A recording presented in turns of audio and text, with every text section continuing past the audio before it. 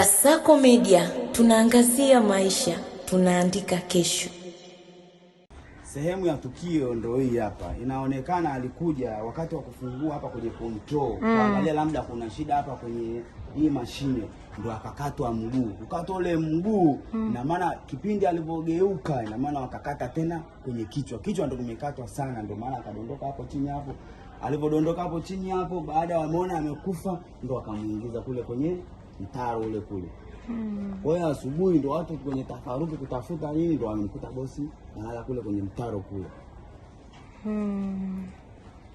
Sasa mwili mpaka sasa hivi huko wapi? Mwili mpaka sasa hivi yuko hospitalini ya Kurasini ya jeshi. Ina maana hapo kwenye maziko, kwenye hiyo ya kwenda kuangalia mwili, ina maana bado haijapangwa vizuri. Ina maana leo ndio tunapata taarifa vizuri ya maziko ya kuaga ni lini. Taarifa bado haijatufikia vizuri.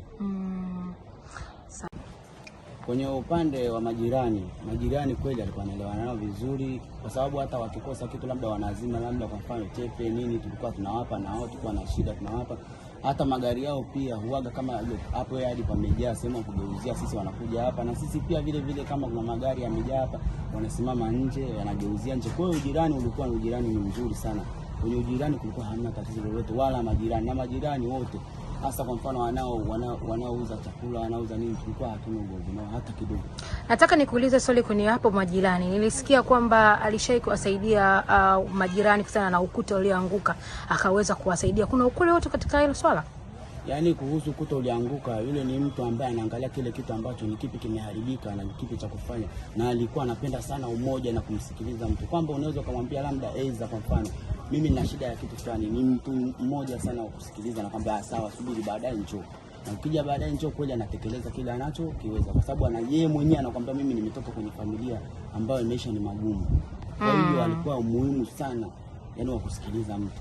Na kusana na walinzi wapo ndani ya kampuni au ni walinzi ambao mliwachukua tu majumbani au sehemu tofauti mkawa mnawapa fursa hiyo ya kulinda hapa? Hao walinzi wako kwenye kampuni ya Masai inaitwa Imayan Company Limited. Hao walinzi waliletwa na supervisor wao, ndio anaowasambaza. Kwa walipowaleta hapa ndio anajuana yeye na bosi alipowaleta. Kwa hiyo kipindi ilipotokea tukio walipoondoka, yule anayewaleta hapa, yani huyo supervisor wao pia siku ile amekamatwa, yuko kwenye mikononi mwa vyombo vya habari anahojiwa, na yeye mwenyewe ndo anajua aliwatoa wapi, wanapatikana wapi, ndio hivyo. Yes. Kwa sisi hapa polisi ndio wanadili na kila kitu, kwa sababu walituambia sisi hapa ndio tunadili na hii kampuni na tunadili na hao wahalifu mpaka wapatikane, kwa sababu hiki kitendo hakuna mtu aliyefurahishwa nacho. Uchinjo wa mtu ni kitu kimoja kigumu sana na kinaumiza sana, na pia amekwamisha sana vitu vingi sana, kwa sababu tulikuwa tunamtegemea pia vile tumekwama. Yaani vitu vingi sana vimesimama kwa ajili yake. Kwa sasa hivi ratiba ambayo iliyoko mezani na ambayo inaendelea kwa sasa hivi, wanamsubiri mke wake na watoto wake wafike hapa, ambayo wanakuja tarehe 21 kwenda tarehe 22.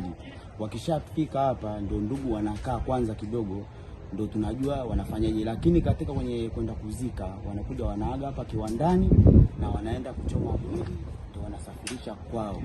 Na baada ya hapo ndio familia itajua sasa walichokipanga huko, kwamba kiwanda kinafanyaje ni wao wenyewe.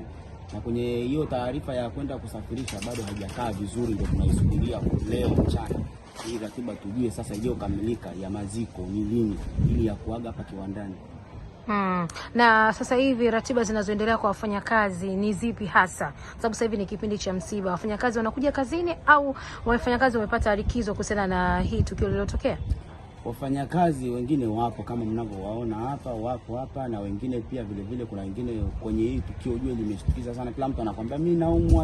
Anyway, kama unaumwa unapumzika tu, hamna shida. Kwa hiyo wapo wengine wamekuja wako kama hapa hivi wanajikongoja hivyo, wengine mchana ndio hivyo wanakuja, tunasikizana, tunaeleweshana hapa tufanye hivi hivyo tu.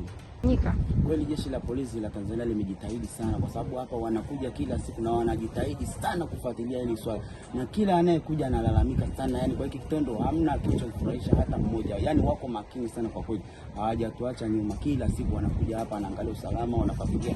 Na isitoshe huku pia vile vile washasambaza vyombo vyao vya habari, wanatafuta. Yani hawajatulia wao wenyewe, kwa sababu wao wenyewe wameumia sana, wanahangaika sana kwa sababu ya tukio hili ni gumu sana. Nini hasa unawaambia Watanzania kuhusiana na matukio ya kikatili ambayo yanaendelea, kwa sababu tumeona matukio ni mengi na hii ni moja kati ya tukio la kikatili sana ambalo limefanyika hapa Mabibo katika kiwanda chenu? Kwa sisi Watanzania tungeomba, yani ulinzi kwenye maisha yetu ni kitu kimoja muhimu sana, kwa ajili unaweza ukawa nacho ukawa huna, ni shida vile vile. Kwa hiyo kukiwa na usalama mzuri ni kidogo afadhali mtu hata unaishi maisha ambayo unajua kweli unaishi maisha ambayo ni mazuri, kwa sababu kama ile tukio sasa hivi kila mtu sasa ameliogopa, sio kwa hawa wawekezaji tu, pia bali kwetu sisi lazima tunakuwa na hofu. Sasa je, nitapita hivi, si nitakamatwa au si nitauawa? Tushakuwa na hofu pia hata sisi wenyewe mpaka hapa tulipo, kwa sababu sisi tumeshuhudia bosi wetu alivyokatwa, alivyouawa. Tunaulizana sisi wenyewe inakuwaje na sisi hatima yetu. Tushaingia na hofu tena, yani badala ya kukaa kujiamini tushakuwa tunaogopa. Mtu fulani si yupo, mtu fulani si yupo.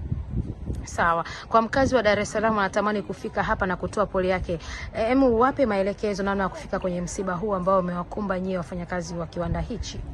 Kwa mkazi wa Dar es Salaam kufika katika eneo hili, anakuja hapa, utaratibu upo, atafuata utaratibu hapo mezani. Hapo kila kitu kipo, kuna daftari liko hapo, atasaini kama atakuwa mchango wake hapo mezani, pia na jina lake, na utaratibu mwingine unaendelea.